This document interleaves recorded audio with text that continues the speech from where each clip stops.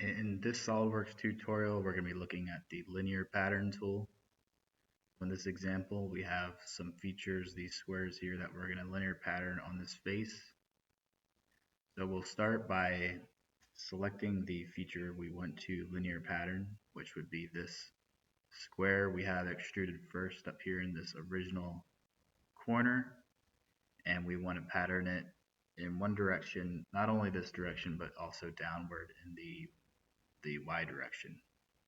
So you can see up here it prompts us to select the direction 1, which would be this edge up here that we select. We can increase and decrease the distance between the elements. So we set that distance here. And of course the number of instances, so if we increase this, it would just go on forever. This looks about right. In the other direction, we have this edge here that we selected. Same sort of idea, we select the distance between the elements and the number of elements. So this is an overview quickly of the linear pattern tool.